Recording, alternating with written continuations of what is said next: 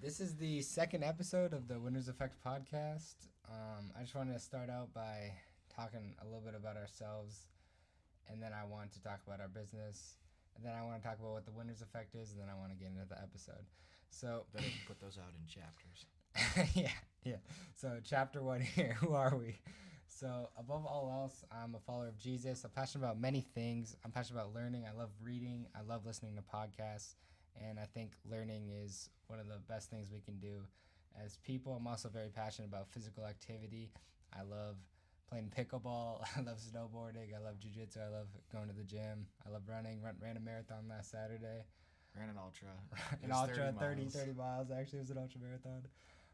And I love entrepreneurship. I love creating businesses with my friends. I love building companies and sales, and I think I fall more in the creative and building part, and then my sales overlap a little bit in skills, but there's definitely a lot of things that I need to work on. But yeah, that's kind of my skill set and what I'm passionate about.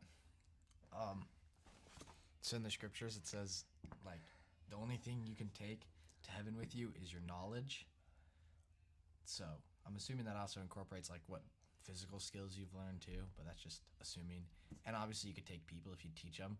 So if you think about that, that's all what I do. It's all either with people, hanging out with them, learning about Jesus Christ, stuff like that, or learning on my own, because that's all I'm going to be able to take with me to heaven. So That's awesome. it's that easy. It's an awesome description.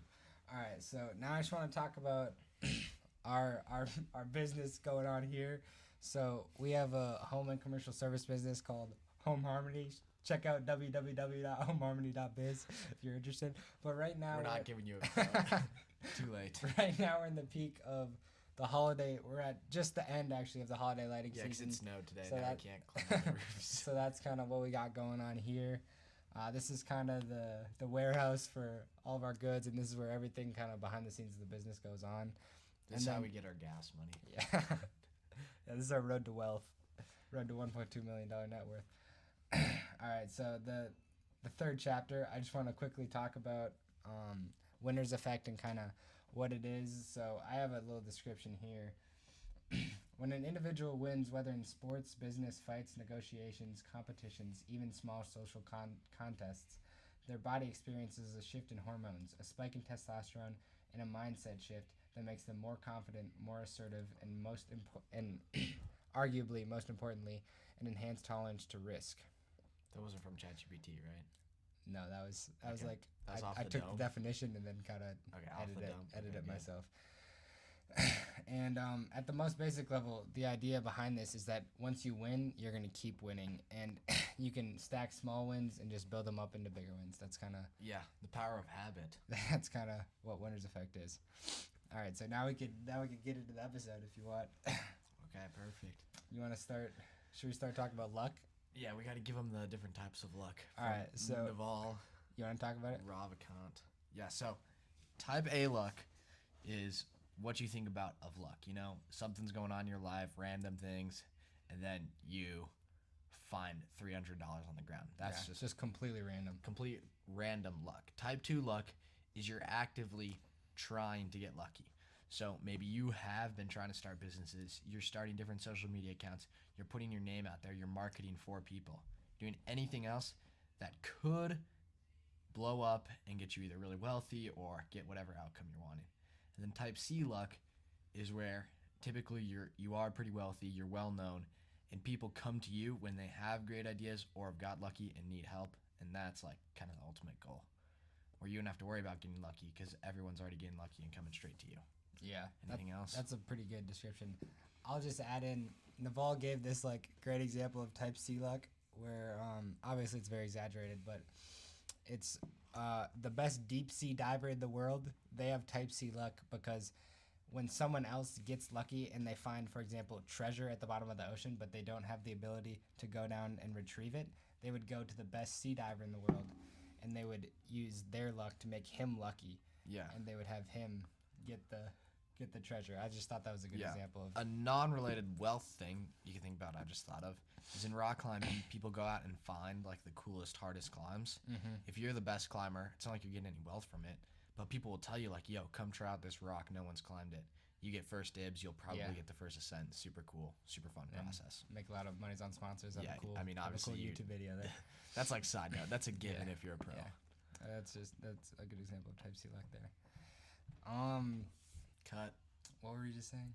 Yeah. Something about luck. We can just talk about how you can use type B luck and type C luck in business or in climbing. I think it's what I said. Yeah. In sports in general. Yeah. So, like, should we give them examples? Yeah. Whatever. I have to think. You want to start or do you want me to start? You start. So I think type B luck in the beginning, because you're not gonna have type C luck right away. That's kind of much later in the game, like Naval, for example. After you get or like, lucky. yeah, people who already got lucky. But type B luck I think is very valuable. An example I've heard is networking. You can either try and reach out, DM a bunch of people you like, or you can physically go to places where the people you want to be around, the people you want to work with are. For example, if there's a certain restaurant or a certain health club that a lot of the people you want to work with are at, you could go and just talk to as many people as possible and try to get lucky and try and get these opportunities to find yourself. That's a great example of type B luck. You had anything to add? I was thinking around this. Shout out Naval. He brought up this idea called a Founders Cafe. Which I don't know if we can drop because if you guys beat us to it. That's a great example of type C luck. But that's type C luck. But the people that go there, so Yeah, that's good. exactly that's what I'm getting to. So it'd be like pretty much someplace called the Founders Cafe. People go there who have cool ideas, want to meet other cool people. Everyone that goes there is people in type B luck. They're out working with other people, hoping that their ideas can take off, other people's ideas can take off, and they're with them. Type C luck's obviously whoever owns the cafe. Maybe it's an investing firm. They can be around and everyone's coming right to them. So that'd be a pretty cool thing to do. That's a great example. Yeah, because It incorporates both. Type A luck would be the Gooners on their couch. Just the bought Gooners one, on their couch. That bought one lottery that, ticket. that would be type A luck. But yeah, because Naval, I honestly don't know which one of his businesses it is, but they have a big office building and they changed the first level to the Founders Cafe now. Yeah, I don't know which one. Which it is cool. either. Which One is of those cool. many. Yeah. Shout out Naval if you want to come on the podcast. Yeah. Naval Robicon, please come on our podcast. We said that last time. Too. And David Goggins. We'll should we take him too. Yeah, David Goggins. I know you're going to be seeing this one, so please reach out to us. Oh, this is good. Should we talk about optimism? Yeah. Obviously, this is a quote we mentioned last time. Pessimists sound smart, optimists make money. But I think optimism is just so valuable in life, in not even just in business, but just in happiness. Like, if you're always optimistic, you're always looking at the best thing that happens. It's like pretty much a given that you're going to be happy. And but success-wise, I think you need to be optimistic because you're not going to put, hours and hours of work in each day on something that you don't think could have a massive upside to it. Like, Yeah. if you don't believe in yourself and believe that what you're doing is going to work out and you're not optimistic about it, you're not going to be able to put... Leads to confidence. Yeah. You're not going to be able to put that amount of time in and that amount of work in. And I think if you're pessimistic, that can be incredibly negative and kind of self-sabotaging, because if you're pessimistic about your business or whatever it is, you're not going to put that incredibly long and think about amount it. of If you're starting a hours into it. business, you have to be confident about your business. Mhm. If you're optimistic, what are those synonyms? Probably. Pretty close. Yeah. And it's like the picture that I showed you of this guy flying an airplane, reading how to fly an airplane. He was probably pretty optimistic he could fly an airplane. And he is. So That's a pretty funny example. Yeah. We'll have to show that to the viewers. But yeah. put that in the caption. we'll put that on screen.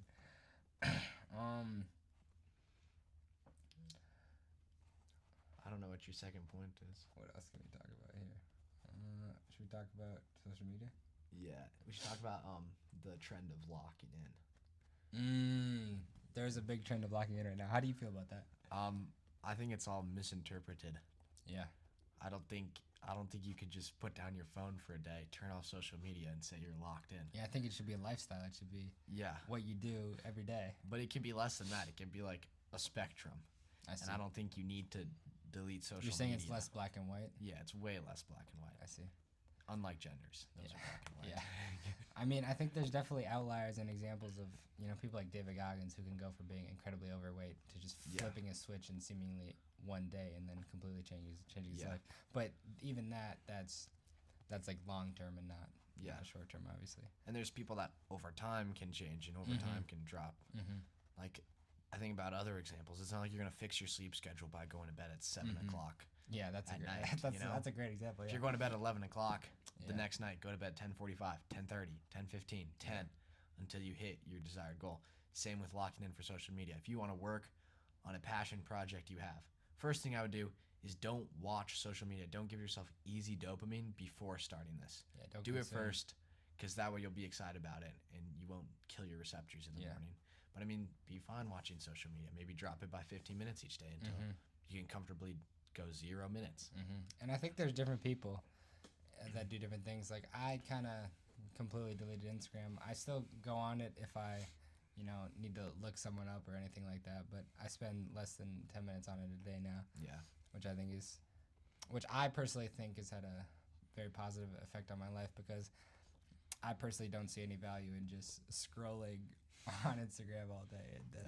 That's just, it drains you, and I just don't think that's beneficial. Especially in the morning. Like, if you wake up and you watch reels before you go to school, that is the worst thing you can do. It sets the pace for your entire day. Yeah. It's horrible. I mean, you can't, like, that is something that you can't just, like, tell your mind, like, I'm going to change it around. Because your mind has already got this insane rush of dopamine in the morning, which no matter what, I mean, technically speaking, things that you do throughout the day aren't really going to compete with social media. Even if you feel like you don't like it, your brain still does.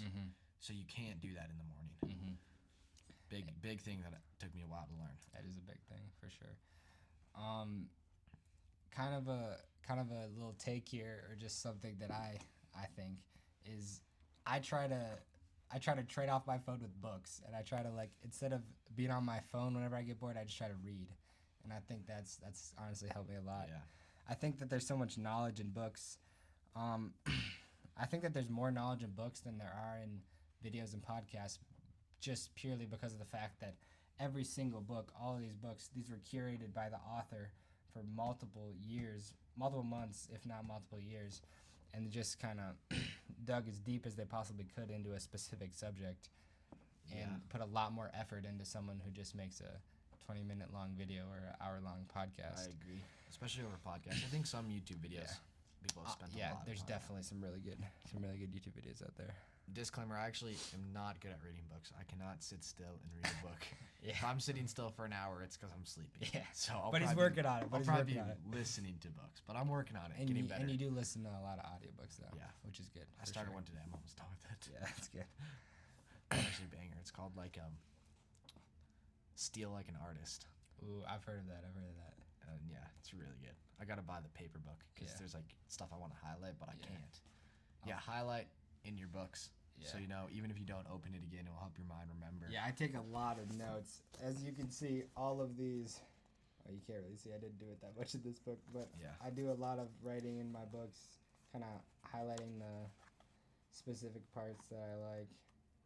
Something... This is a bad example. Yeah, that is. This one's probably way better. This one's way better.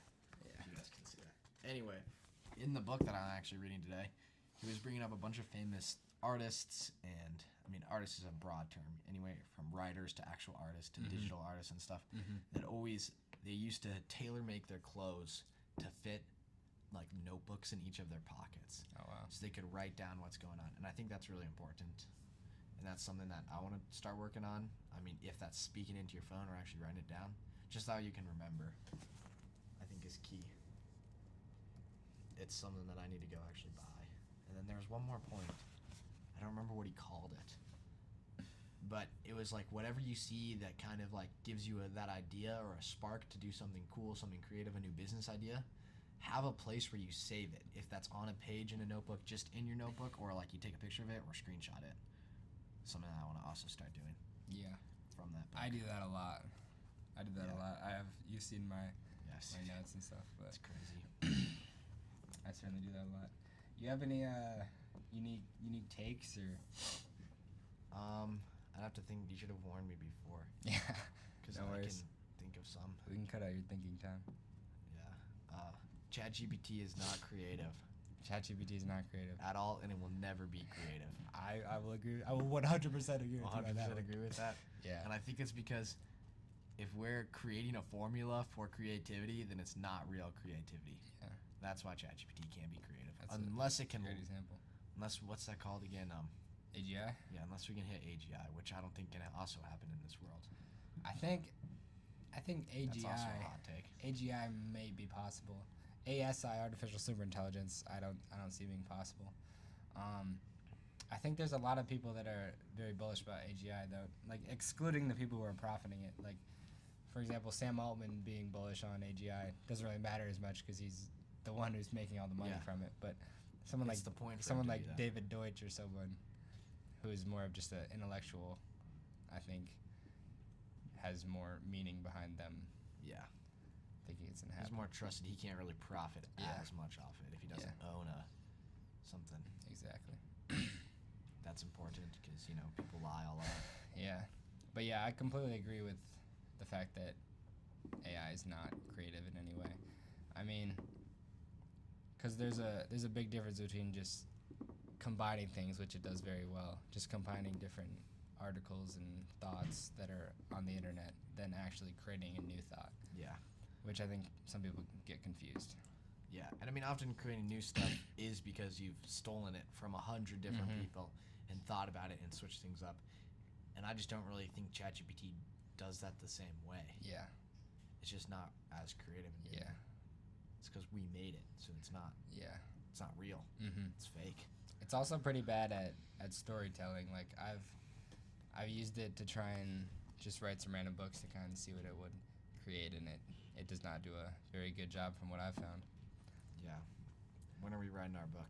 Soon. Soon. Now I have, just for the people, I'm sure you really are interested in this. I've written a biography. Thank you. I've written a biography on the first 17 years of my life, so I got about 30 pages so far. I thought there was like an unspoken rule you have to wait till you turn 80 to write that. Nah. I got the beginning so I don't forget it, and I'm ready for once our incredible, inevitable success comes. Okay. We'll be ready for I'll this have to book. start Brett. it then. We'll be ready for the I'll book. just Brett. start mine. Our joint autobiography, Crazy. which is gonna be awesome. Crazy work. I wanted to talk a little bit about music, and because there's a lot of music that I try to avoid, like for example, like violent rap songs or sad songs. Like Yeet. Yeah. I try to avoid these certain types of music just because I feel like it affects my mood a lot, and it kind of affects my mindset. Yeah. And I don't like to listen to that kind of music, so I just wanted to hear your opinion on it. I actually kind of disagree. Mm-hmm. I think it's important to detach yourself from some of these outside influences, Yeah. because some things are going to be a given, and you're going to have to learn how to stay happy through something that's going Oh, on. I see. And so I actually don't think like music really affects me based on Yeah. what I'm thinking. That's probably good. Probably If it did. actually doesn't affect you, that's really good. Yeah. Yeah. And so I'll listen to like every kind of music Mhm. probably. The one thing that I do try is I keep it to hymns on Sundays. Yeah, hymns on Sundays. Just to keep my focus. That's good. Keep it calm and casual. I Yeah, like that's that. something my parents have taught me. So I like that. but yeah.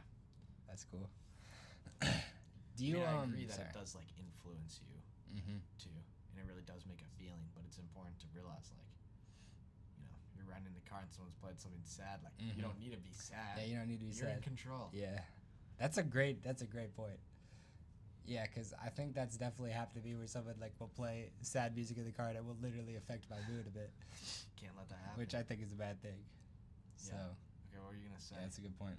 I forgot what I was gonna say. I don't remember. It was probably important. It was probably super important. It's probably absolute gem. It was a gem. You want to talk about snowboarding a little bit? Yeah. What are we gonna talk about? The I mean- psychology of snowboarding. I mean, I'm kind of getting into snowboarding again. I snowboarded when I was little, but not very much. I think you've definitely boarded a lot more than I have. Probably. I like learned before. I couldn't turn, and I would just make jumps in the backyard. Can you just go straight? We live in Minnesota, so there's no good snow. We can't really like actually learn any Yeah. cool tricks or anything. So we struggle, but we're learning, Mm-hmm. and it's actually super fun. I love it. Yeah. If I lived in Colorado, I hope I could grow up to wear a full helmet. Yeah. In Minnesota, I don't think that's a possibility. That's sweet. That's sweet. But yeah, we're gonna go try and find some street spots right after this Some podcast, huge rails. which will be fun. Yeah. Not that we're gonna be able to do it. Yeah. Hey, we can do anything we put our minds That's to, true. bro. That's true. If we win, we just gotta practice on small rails and then build up because that's like a winner's effect. Yeah. Exactly. Use the winner's effect in real life. I love that, bro. Yeah. What else? Should have added more stuff on your notes. I didn't want to keep this. I wanted to keep this one like fairly short. So we're probably good. Should we circle back and recap key points? Because I like when they do that in books. Do a little key point recap. Luck. A type is random. B type is when you're putting a lot of volume in, trying to get lucky, and then C type is where you get to a point of status where other people will come to you with their luck. Yeah. So you want to like strive for C type luck, and to get there right, you got to be optimistic and you got to be confident with your decisions. Take risks. Yeah, take risks. Winner's effect. Yeah, fly a plane and read how to fly a plane when you're in the plane. Exactly. Yeah, I think that's a good thing I want to talk about quickly is there's a lot of times where you're going to be faced with a task where you don't necessarily know how to do it, but you got to say yes and then learn how to do it while you're doing it. Yeah. Like an example is when we were first starting our business, we didn't know how to put up lights or do permanent lighting for that matter. A lot of complicated electrical stuff, but Yeah. we learned how to do it on the job and now we're fairly competent in it, I would say. Yeah, and there's actually one time where we said we could do a job, and we came back the next day, looked at it, and we had to tell them that we couldn't do it. And I mean, there was nothing bad that happened from it. All it Yeah. did is it taught us what we can and can't do in that situation. Yeah. So, That was an example of something that was yeah. gonna be very difficult for us to do. Yeah. It was not going to be worth it. That just wasn't worth. It's going to be slave labor. It wasn't worth our $500 an hour that we set Yeah. for ourselves, like Naval told us. Like most of do. Social media is another key point that we Yeah, mentioned. social media. I think that it's good to try and stay off it as much as Yeah. possible. Taper it. Try and live in the moment. You don't have to delete it from your 4 hours Yeah. a day. Just try taper not it to do down. it in the morning. Do though. less and less. Don't do it in the morning. That's Yeah. a great pillar of your life you should have. That's about it. Yeah, music, I guess. Music. Don't let it affect you. Don't let it affect you. listen to what you want to listen to. Maybe you can cut out some of the sad music, Yeah. some of the violent music, but try to not let it affect you. I think Yeah. is a good point. I agree. I mean, I feel like just in general, if you can look at things without really, this is in Freakonomics kind of.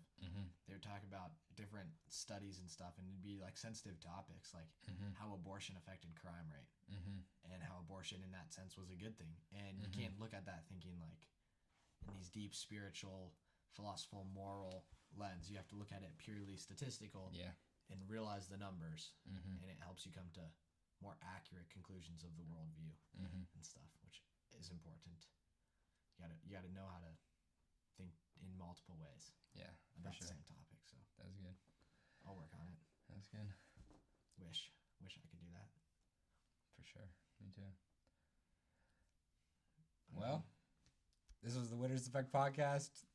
I'm here with Ben Edwards. and Noah Johnson. So we'll see you Alright. guys later. Thanks Keep for your focus on watching. Jesus and make more money. Maybe Make more Try. money. Win more. Yeah, build wealth. Yeah. And Jesus Christ. And Jesus That's Christ. Focus on God and money, and the rest will come. Yeah.